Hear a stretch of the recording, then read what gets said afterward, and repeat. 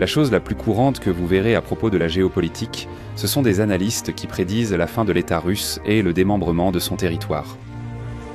Mais la vérité, c'est que cela se répète tous les 10 ans, au moins depuis les 100 dernières années. Cependant, malgré les crises les plus variées, de toutes sortes, la Russie reste debout, étant un acteur d'une force énorme et capable d'équilibrer ou de déséquilibrer l'ordre mondial selon les mouvements qu'elle fait. Dans la vidéo d'aujourd'hui, nous allons parler de la géopolitique de la Russie. Mais avant cela, n'oubliez pas de soutenir la seule chaîne de géopolitique en portugais qui existe, qui est la chaîne Géopolitique Mondiale, en vous abonnant et en partageant la vidéo avec tout le monde que vous connaissez. Je m'appelle Géopolitique Mondiale et ceci est Géopolitique Mondiale.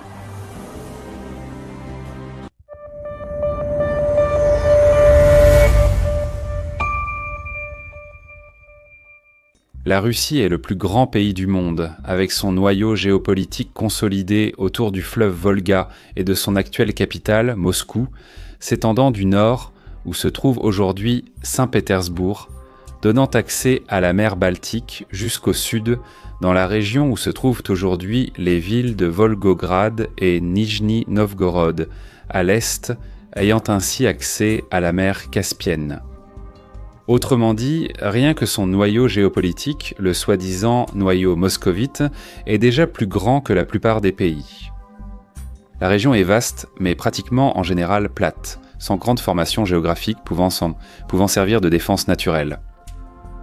Pour cette raison, l'histoire de la Russie a essentiellement été celle de survivre à des invasions successives par des forces étrangères et, en raison de ce manque de défense naturelle dans son noyau, la stratégie de Moscou a été de prolonger les guerres suffisamment longtemps pour saigner et épuiser ses envahisseurs.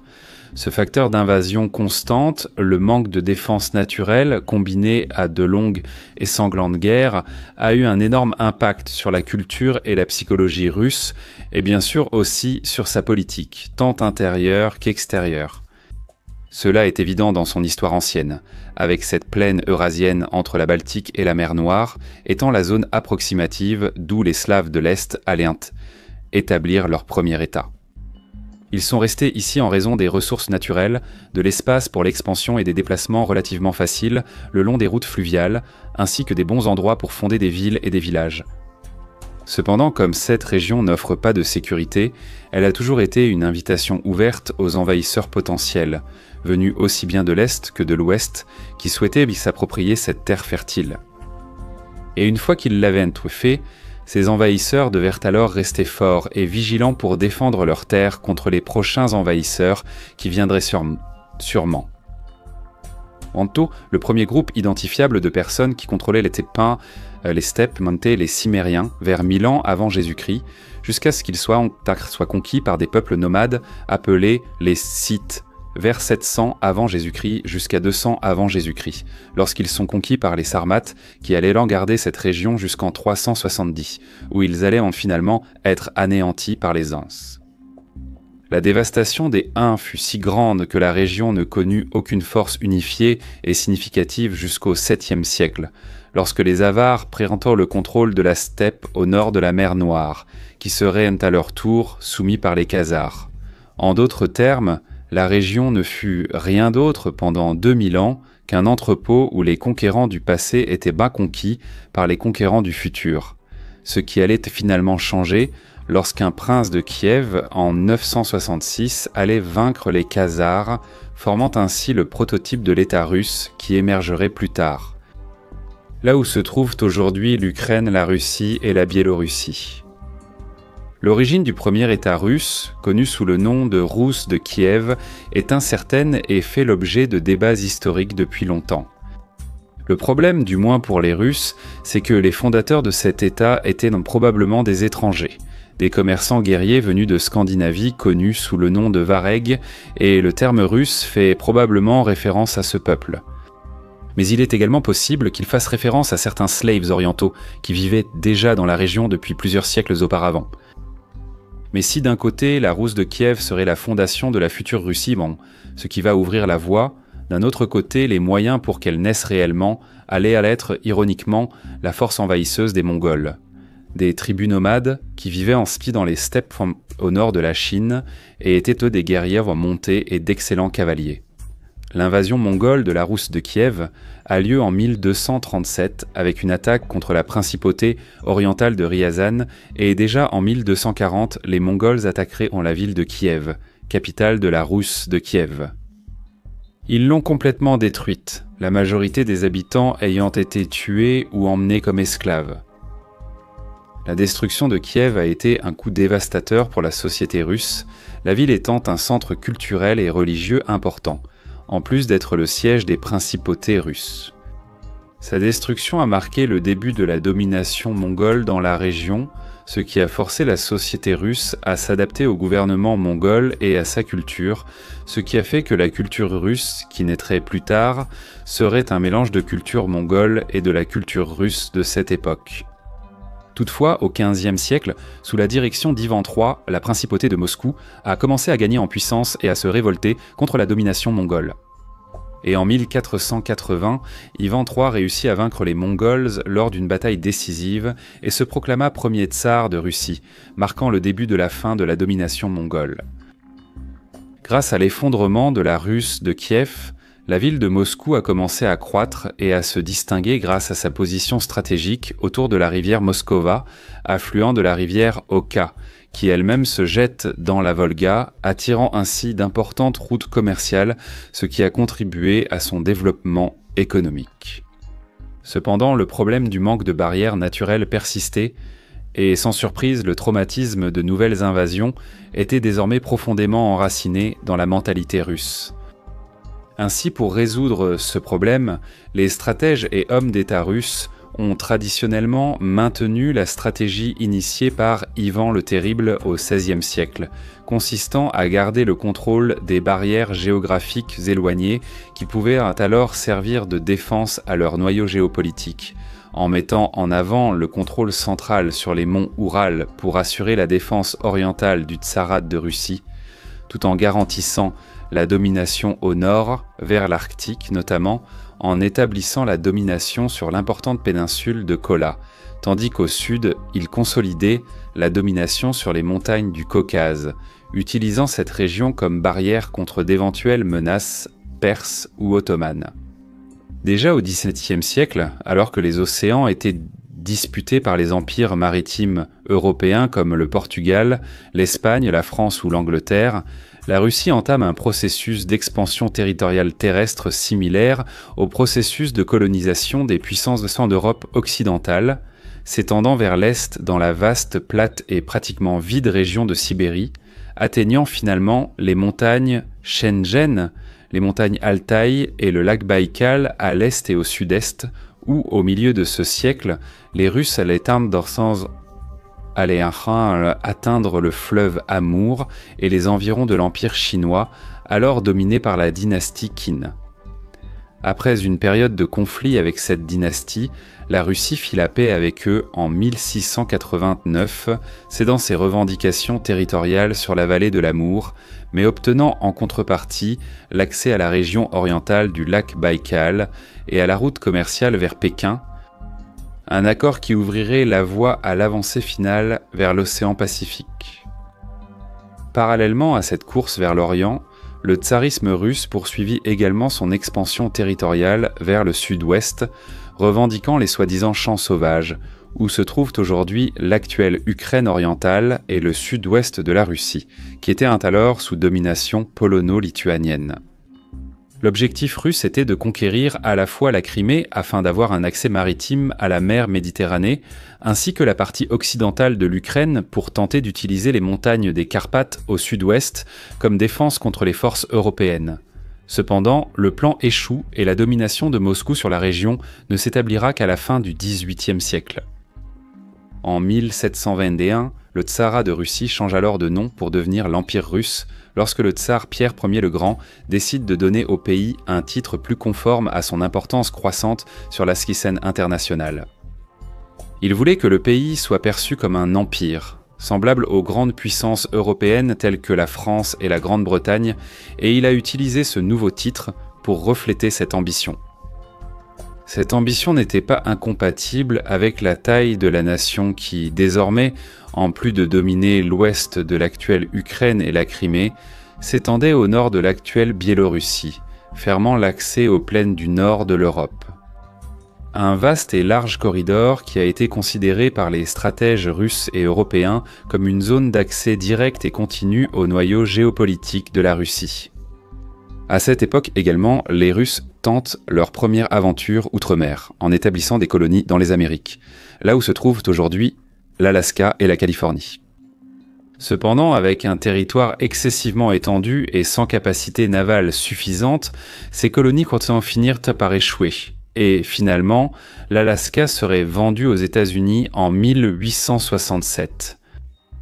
Cependant, malgré l'obsession russe pour les régions défensives éloignées de leur noyau géopolitique, cette structure a créé deux grandes failles qui ont menacé le cœur même de la Russie. La première à l'ouest, à travers la plaine déjà mentionnée du nord de l'Europe, où la Russie n'a jamais été capable de maintenir une domination directe, devant recourir à des alliances ou à la subjugation des élites locales pour pouvoir garder une certaine forme d'influence sur ce territoire. Ces plaines du nord de l'Europe commencent à partir de la Pologne et ont traditionnellement servi de pont d'accès pour que les forces étrangères puissent attaquer directement le cœur de la Russie, sans grande difficulté, puisque ce territoire ne possède pas de structure naturelle significative pendant le printemps, l'été et la majeure partie de l'automne. Les célèbres offensives de Napoléon Bonaparte, de l'Empire allemand pendant la Première Guerre mondiale et des forces nazies pendant la Seconde Guerre mondiale ont justement utilisé ces plaines comme corridor contre la Russie. Par conséquent, le positionnement des nations situées sur la plaine du nord de l'Europe a la capacité de changer radicalement l'équation géopolitique de la région. Si les pays d'ici tombent sous l'influence d'un État rival de la Russie, alors Moscou se retrouve dans une position défensive. Mais d'un autre côté, si ces nations tombent sous le contrôle direct ou indirect de Moscou, alors c'est la Russie qui parvient à placer les pays d'Europe occidentale dans une position défensive. Et le second, à travers les plateaux kazakhs au sud, qui ont été désignés par le géopoliticien polonais installé aux États-Unis, Brzezinski, comme étant le ventre mou russe, c'est-à-dire une zone principale de vulnérabilité de l'État russe, car elle se trouve dans sa partie centrale et orientale, où il existe une diversité ethnique et culturelle éloignée des caractéristiques de l'environnement de Moscou, alors qu'en même temps, c'est une région très peu peuplée et sans grands obstacles géographiques. Cependant, cette caractéristique géopolitique russe a reçu un atout stratégique supplémentaire à partir de la moitié de la guerre froide, à savoir la question arctique au nord, qui, en raison de son énorme potentiel énergétique, est minier, puisque la région possède au moins un cinquième des réserves mondiales de pétrole et de gaz naturel non exploitées, dispose également d'une vaste réserve de métaux critiques et d'éléments de terres rares, qui sont des ressources fondamentales pour le développement technologique du XXIe siècle. De plus, déjà pendant la guerre froide, la Russie avait décidé de construire une série de bases militaires et d'installations scientifiques pour surveiller la région et garantir sa sécurité au début du XXIe siècle. La Russie a alors commencé à investir dans des projets d'infrastructures afin de tirer le meilleur parti des richesses de la région arctique. Cela comprenait la construction de ports, d'aéroports et de routes pour faciliter l'accès à la région. De plus, les Russes sponsors ont cherché à renforcer leur présence militaire dans la région arctique, en construisant des bases militaires et en développant de nouveaux équipements pour des opérations spécifiques dans cette région. Cela inclut le développement de sous-marins nucléaires et de navires de guerre capables d'opérer dans des conditions climatiques extrêmes. Militairement, le succès de son établissement sur l'Arctique pourrait également consolider la capacité stratégique de Moscou sur l'Amérique du Nord, lui permettant ainsi de projeter sa capacité aéronavale et balistique sur son principal rival, les États-Unis. Un autre point géostratégique important des Soviétiques et qui a été hérité par la Russie réside dans son objectif géopolitique, c'est-à-dire la géopolitique dans l'espace sidéral. Comme pendant la guerre froide, les États-Unis et l'Union soviétique rivalisaient en termes d'image et de technologie. Le programme spatial soviétique a rapidement commencé à considérer l'espace comme un moyen pour Moscou de contourner les points d'étranglement qui pouvaient étouffer ses forces armées sur Terre. Aujourd'hui, cette idée est maintenue par Moscou qui, en partenariat avec d'autres pays, en particulier la Chine, a maintenu un programme d'expansion spatiale robuste et efficace, visant même la colonisation de la Lune et peut-être, dans un avenir plus lointain, du système solaire. De plus, la question spatiale russe, du fait de son haut niveau de développement, alimente la terreur de ses rivaux, qui craignent qu'à l'avenir Moscou ne puisse militariser l'espace. La perception géostratégique russe doit donc, même de nos jours, être comprise à partir de la stratégie du tsar Pierre le Grand, où l'idée était que la Russie progresse dans toutes les directions possibles. Ainsi, l'équation était simple. Pour que l'État russe survive aux tentatives d'invasion étrangère, la Russie devait contrôler les zones tampons ou d'amortissement, pouvant ainsi créer des frictions qui épuiseraient dans son taille d'éventuels ennemis. Cette question des points de passage et de vulnérabilité devient plus évidente à partir d'une perspective large, en signalant chacun d'eux. En commençant donc par les montagnes des Carpates, la mer Noire, les montagnes du Caucase, la mer Caspienne, la mer d'Aral, les montagnes Tian Shan, les montagnes Altaï, le lac Baïkal et le fleuve Amour, servant de barrières géostratégiques, tandis que la plaine du nord de l'Europe, le passage bessarabien au nord des Balkans, le corridor kazakh et le corridor mongol sont les voies d'accès plates au territoire Mdussenan russe. Dans ce sens, la mer d'Aral se distingue, car si dans le passé elle était un obstacle, aujourd'hui elle fait partie de l'accès du corridor kazakh. Cette mer, considérée comme l'une des pires catastrophes environnementales de l'histoire, en plus d'être un obstacle, a été une source prospère de pêche pour l'Union soviétique. Cependant, la combinaison de facteurs climatiques naturels, ajoutée à l'utilisation incontrôlée de canaux pour alimenter la production de coton, a fini par assécher la majeure partie de la mer d'Aral, qui aujourd'hui, au lieu d'être un obstacle, est devenue une partie de l'accès. Mais cela a eu un coup lourd, car si, géopolitiquement, sa taille a garanti la survie de l'État russe, d'un autre côté, l'établissement presque artificiel de villes, dans sa partie orientale, a eu un énorme coût humain, représentant une grande usure politique pour Moscou afin de maintenir un contrôle ferme sur ces régions. En effet, la colonisation de l'Est s'est faite par l'immigration forcée, intensifiée encore davantage par le système soviétique durant la période stalinienne, ce qui a entraîné une énorme mortalité humaine, principalement à cause de la faim, puisque les colons, en général, bien qu'ils aient été forcés de se rendre à l'intérieur de l'Union soviétique, n'ont pas reçu un soutien suffisant de la part de l'État soviétique. Et dans de nombreux cas, l'immigration était même une punition ou une manière d'affaiblir les sentiments régionalistes qui pourraient évoluer vers des mouvements séparatistes à l'avenir. Approvisionner sa population orientale a toujours été un défi pour Moscou. Après tout, même si c'est curieux, d'un côté la Russie possède de vastes quantités de terres arables et hautement productives, en plus d'une bonne capacité industrielle pour produire de la nourriture et approvisionner non seulement sa propre population, mais aussi une partie de la population mondiale. D'un autre côté, sa vaste taille et le manque de rivières navigables ont toujours été un énorme problème logistique. Ainsi, le problème russe n'a traditionnellement pas été de générer une capacité alimentaire, mais d'acheminer cette production vers le marché mondial, puisque son intérieur manque de rivières navigables, et que les rares rivières navigables sont gelées une grande partie de l'année. Un autre aspect de cette stratégie est que l'établissement d'un vaste empire rempli de régions pouvant servir de bouclier contre d'éventuelles forces d'invasion a également en même temps augmenté le nombre d'interactions et de frictions géopolitiques avec des puissances étrangères.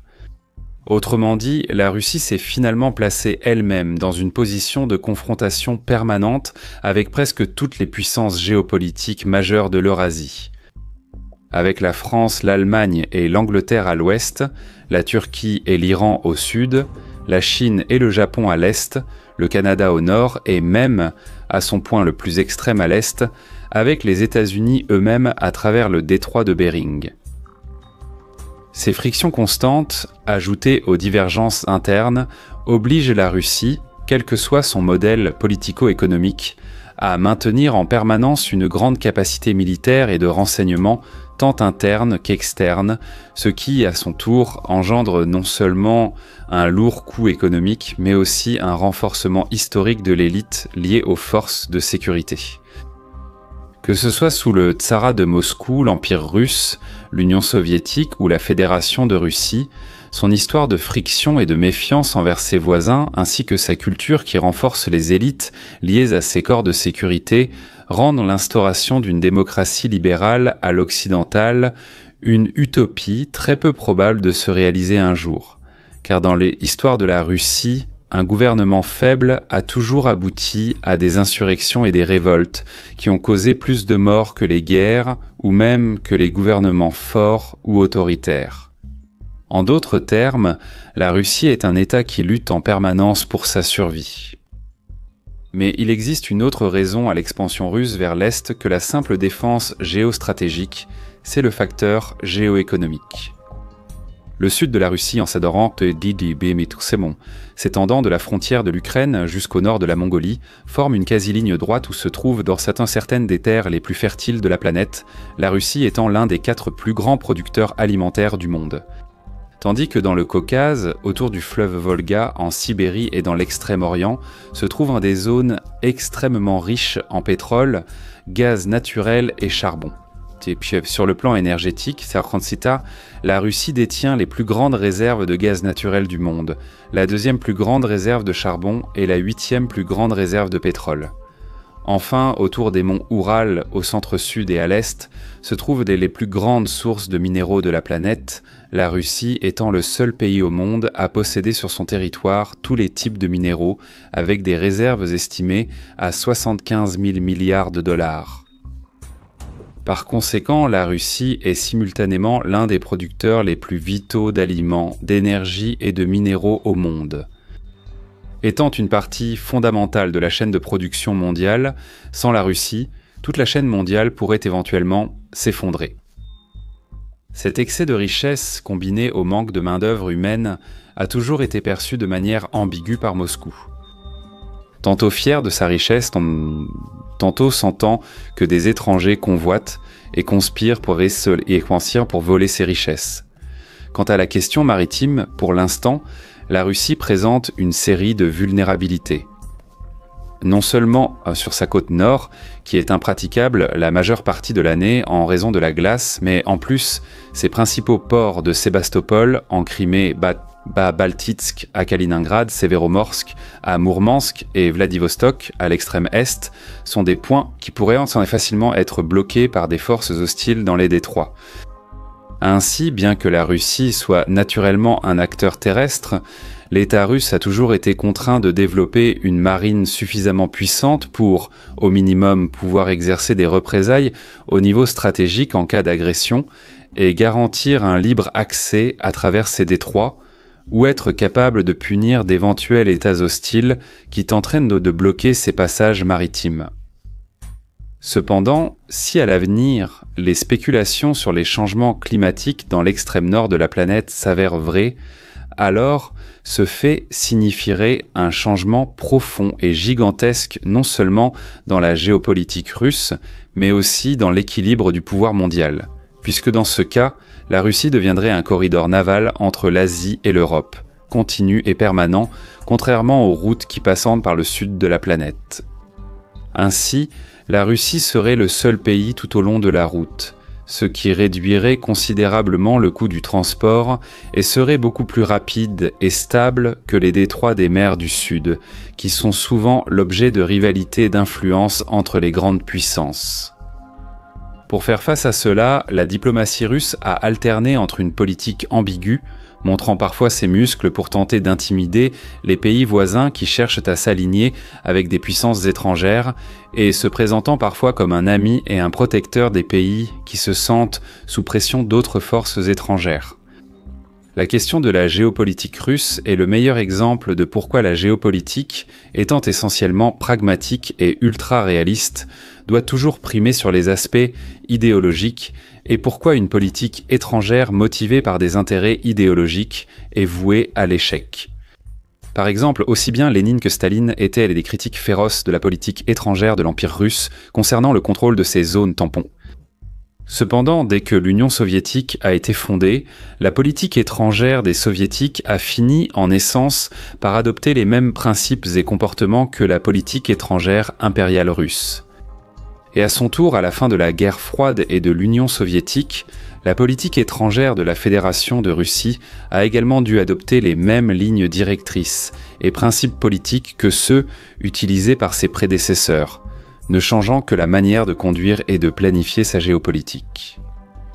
Historiquement, la Russie ne s'est pas seulement vue divisée entre l'Orient et l'Occident, mais aussi comme un pont entre le monde européen et le monde asiatique, en privilégiant depuis la fondation de l'Empire russe en 1721 ses relations avec l'Europe, car celle-ci est évidemment culturellement plus proche de la culture moscovite, et aussi parce que c'est dans sa partie territoriale européenne que se trouve la grande majorité de sa population.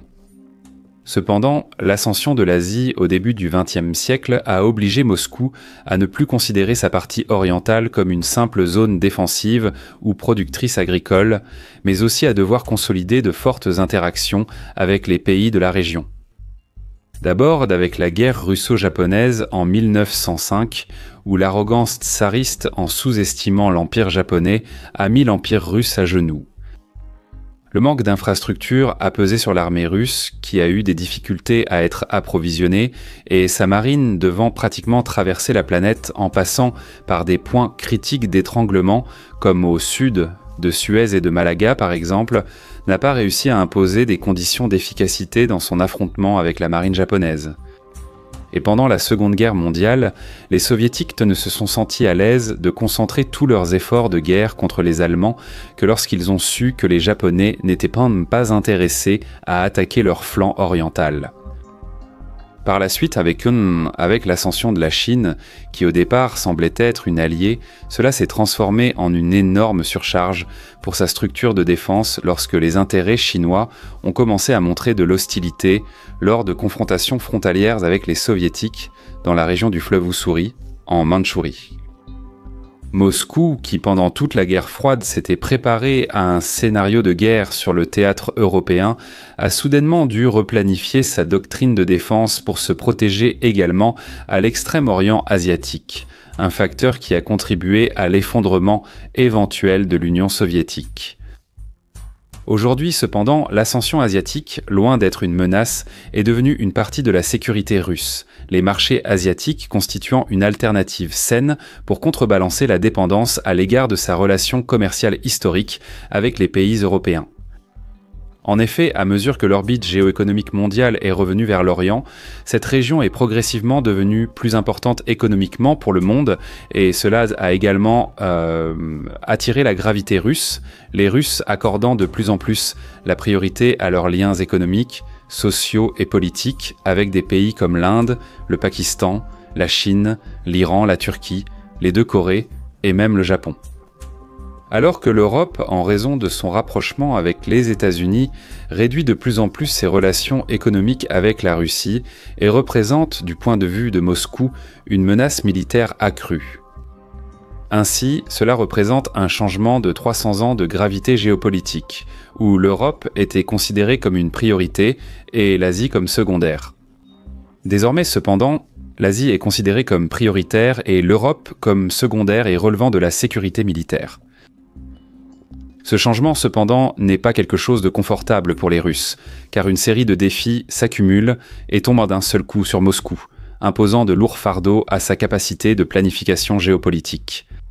Après tout, sa population, de plus en plus vieillissante, reste encore exposée à l'Europe.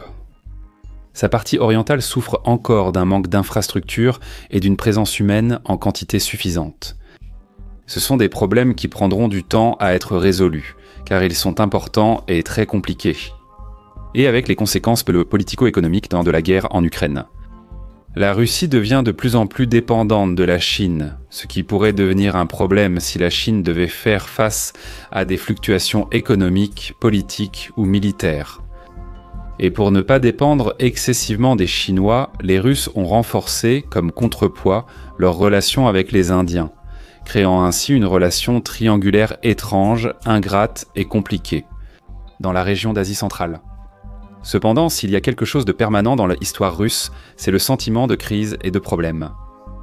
Des situations critiques et compliquées qui pourraient mener d'autres pays à l'effondrement, en Russie, cela fait simplement partie de son quotidien historique. Au fil de nombreuses décennies, les analystes les plus divers ont indiqué et prophétisé à plusieurs reprises la fin de la Russie. Cependant, les Russes, même en trébuchant de manière maladroite et désordonnée, continuent d'avancer debout avec détermination, défiant et brisant les prophéties de ceux qui ont parié sur leur disparition. Merci à tous, j'espère que cela vous a plu et un immense, super merci tout particulier aux membres de la chaîne car c'est grâce à eux que j'ai pu vous apporter du contenu géopolitique authentique. Et si vous ne pouvez pas devenir membre pour soutenir la chaîne et avoir accès à son contenu exclusif, ce n'est pas grave,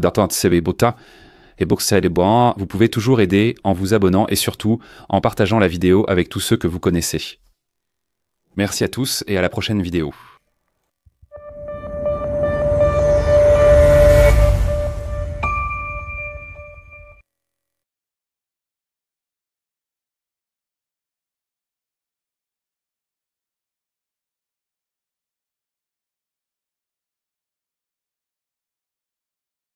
Sous-titres Adriana.